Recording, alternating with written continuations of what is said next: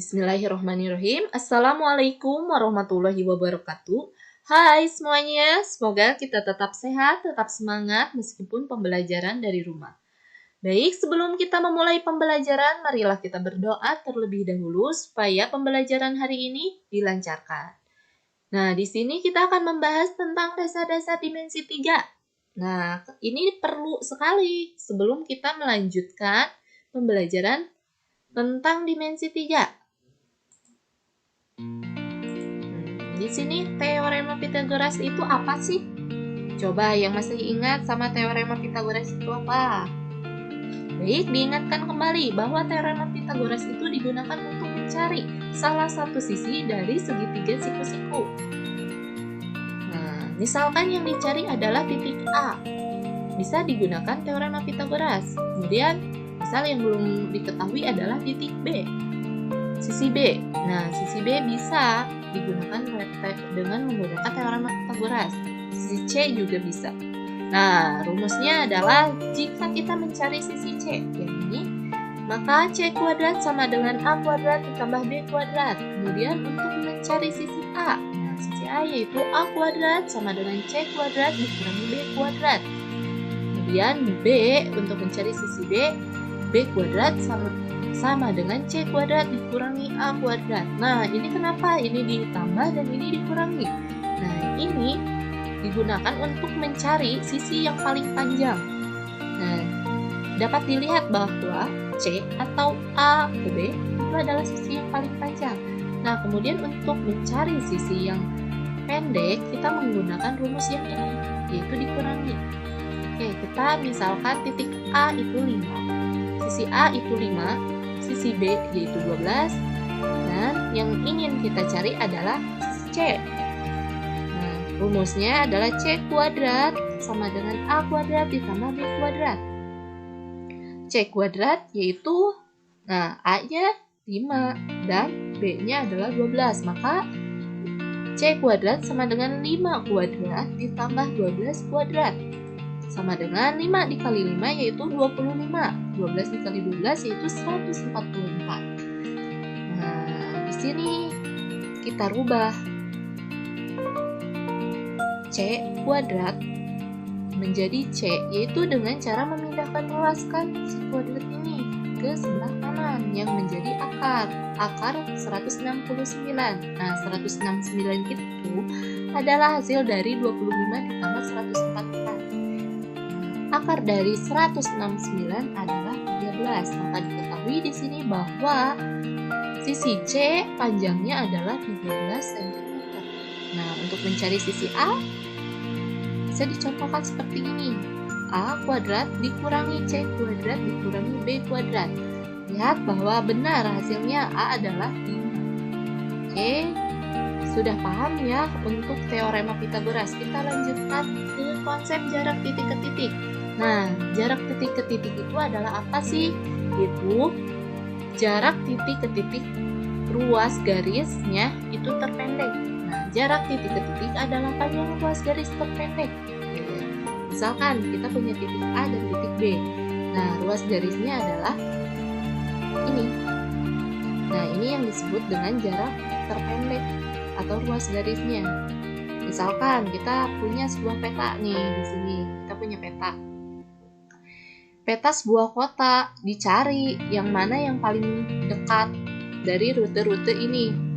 Nah, diketahui bahwa rute yang paling pendek tuh dapat dilihat bahwa rute yang paling pendek adalah AC. Nah, ini. Kenapa Bu tidak 60 ya? Ini dapat dilihat bahwa ini lebih panjang ya, lebih lama. A ke D, A ke D, ke B dan ke C. Nah, ini muter-muter lagi ya. Nah, untuk mencari jarak itu ditarik secara lurus. Nah, itu yang disebut jarak terpendek atau jarak titik ke titik. Jarak titik ke titik adalah panjang ruas terpendek. Nah, maka ruas yang paling pendek adalah A ke C. Kita lanjutkan ke kedudukan titik pada bidang. Ada dua, yaitu titik terletak pada bidang dan titik terletak di luar bidang. Misalkan di sini kita mempunyai titik A, garis A, maaf ya, garis A. Kemudian ada titik P. Titik P ini terletak pada garis H. Nah, kemudian terletak di luar garis. Nah, dari namanya juga udah di luar ya, berarti tidak terdapat pada garis H. Nah, ini disebut dengan garis H melalui titik P. Kemudian ini garis H tidak melalui titik P. Kita lanjutkan ke mencari kesejajaran, berpotongan dan juga bersilangan. Di sini sejajar itu yang mana sih? Sejajar itu misal kita punya AB, garis AB dan DC. Nah, ini berarti ini sejajar ya disebutnya. Nah, mana lagi? Ini yang sejajar dengan AB. Yang sejajar dengan DC yang mana? Ya, ini sama. Nah, sejajar. Ini yang disebut kesejajaran. Misal yang mana lagi yang sejajar? Terus, nah, sejajar misalkan EA sejajar dengan ini. Nah, ini disebut kesejajaran. Oke, udah paham ya? Kesejajaran mana lagi? Udah ya. Kita ke berpotongan. Berpotongan itu apa sih? Ya, memiliki titik potong.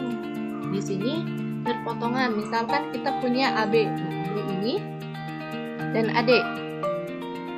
Nah, bisa dilihat bahwa di sini ada titik potong ya, titik potong di A. Nah, ini disebut berpotongan. Mana lagi? AB dan EA. Nah, ini berpotongan ya. Nah, garisnya berpotongan. Kemudian mana lagi? Nah, misalkan kita punya HG ini berpotongan dengan CG. Nah, ada titik potongnya di sini. Nah, ini disebut dengan berpotongan. Mana lagi? Misal DC dan BC. Nah, ini berpotongan. Oke, untuk berpotongan cukup ya. Bisa dilihat dari sini. Coba di rumah. Oke, kita lanjut lagi ke bersilangan. Bersilangan itu apa? Ya, bersilangan itu tidak sejajar, tidak pula berpotongan. Misal di sini ada AB ya. AB sama dengan DH. DH yang mana? Nah, ini. Nah, ini yang disebut dengan bersilangan. Dilihat ya bahwa di sini tidak ada titik potong dan juga tidak sejajar. Di mana ini? Samping ini ke bawah ya. Bisa dilihat. Mana lagi yang bersilangan? AB dan CG. CG mana? Nah, ini tidak bersilangan juga tidak sejajar, tidak pula berpotongan. Oke, bisa dicoba lagi ini juga di rumah. Kita lanjutkan ke contoh soal ke pembahasan berikutnya.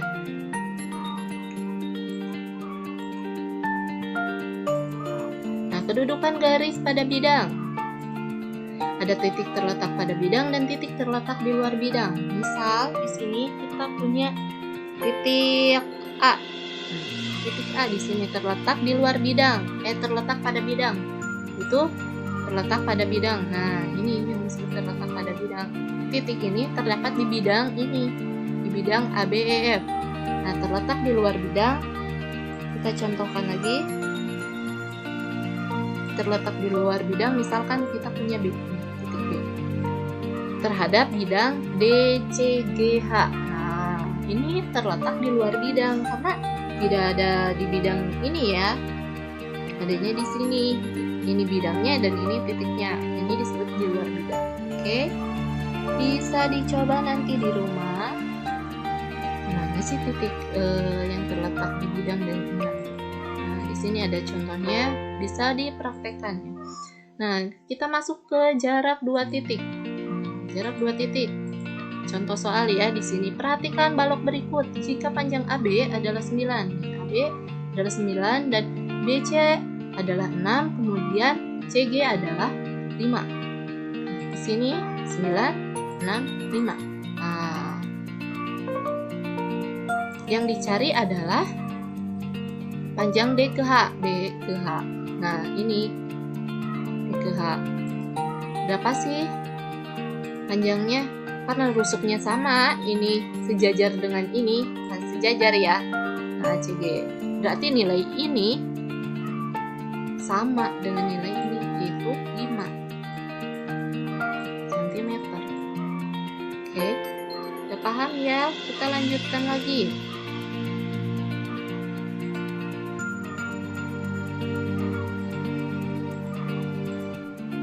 di sini kita mempunyai sebuah kubus yang memiliki rusuk 9 cm. Carilah titik A ke C, yaitu A ke C. Nah, ini disebutnya apa? Diagonal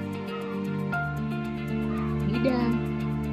Oke, nah ini disebutnya diagonal bidang, berarti kita mencari diagonal bidang. Nah, mana lagi yang diagonal bidang? Nah, ini diagonal bidang. B ke D, A ke F, E ke B, E ke G. Nah, ini semua diagonal bidang ya. Nah, diagonal bidang itu terletak di sisi suatu bidang atau balok. Paham ya? Kita lanjutkan untuk membahas mencari tahu nilai dari A ke C itu berapa.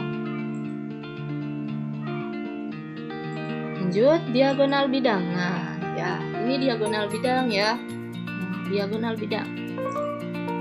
Kita keluarkan segitiga tersebut biar lebih enak dilihatnya bahwa kita memiliki ABC. ABC di mana AB adalah 9, AB 9 dan BC adalah 9, kemudian AC adalah 9 akar 2. Nah, ini dapat dari mana? Kita gunakan rumus teorema Pythagoras di sini. Di mana AC, nah AC kuadrat sama dengan AB ditambah BC kuadrat sama dengan AC kuadrat, yaitu 9 kuadrat ditambah 9 kuadrat sama dengan 9 dikali 9 81 ditambah 81. 81 tambah 81 adalah 162. Nah, di sini bisa ya dilihat ya bahwa si kuadratnya udah nggak ada, yaitu dipindah luaskan ke sebelah kanan menjadi sebuah akar. Akar 162 itu berapa? Itu 81. Nggak bisa disederhanakan secara langsung ya. Jadi kita harus bagi dua dulu atau 3 yang menghasilkan sebuah akar yang bisa disederhanakan. Kita punya 81. 81 itu akar dari 9.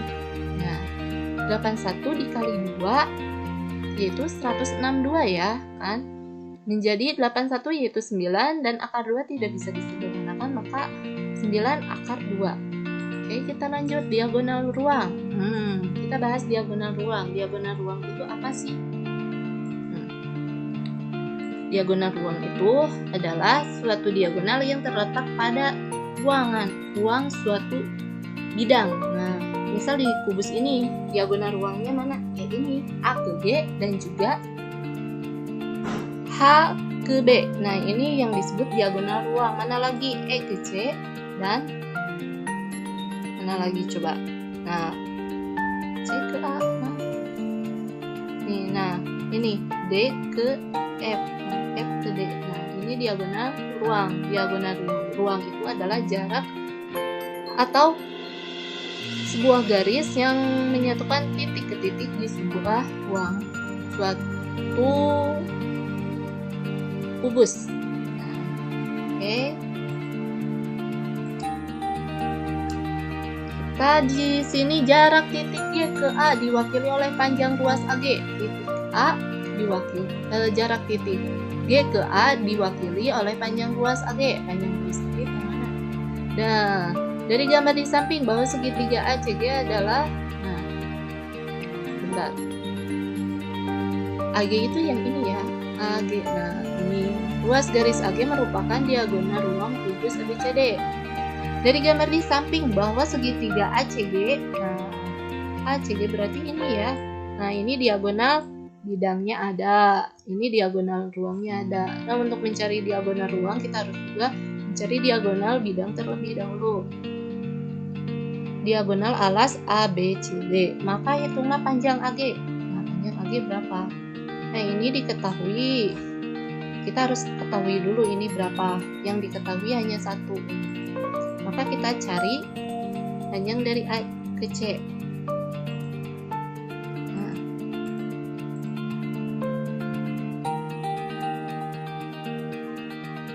itu menggunakan rumus tadi. Dihasilkan di sini itu 9 akar 2. AC itu 9 akar 2. 9 akar 2 dari mana? Nah, di sini ya. Nah, udah diketahui nih 9 akar 2. Kita masuk.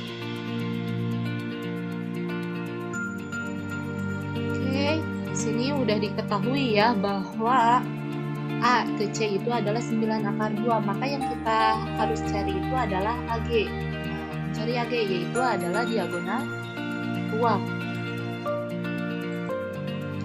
yaitu menggunakan rumus AG kuadrat, karena ini mencari sama dengan AC kuadrat ditambah CD kuadrat. AC kuadrat berarti 9 akar 2, di sini 9 dan CD adalah 9. AG kuadrat sama dengan 9 akar 2 pangkat 2 ditambah 9 pangkat 2. Itu 9 dikali 9 81. Akar dikali akar yaitu nilai itu sendiri. Akar 2 dikali akar 2 yaitu 2 ditambah 9 dikali 9 81.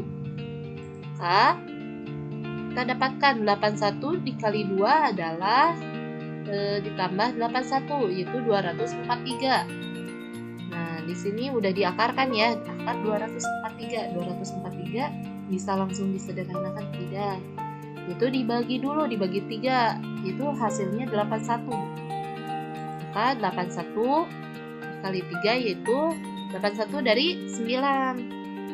9 akar 3. Nah, di sini jadi panjang dari AG adalah 9 akar 3. Nah, di sini ada contoh soal, bukan contoh soal, latihan soal untuk dikerjakan ya, untuk melatih dari pemahaman materi yang disampaikan. Mudah-mudahan bisa paham ya dengan materi yang disampaikan ini. Mungkin cukup sekian video pembelajaran hari ini. Saya ucapkan terima kasih banyak. Semoga bermanfaat. Wassalamualaikum warahmatullahi wabarakatuh.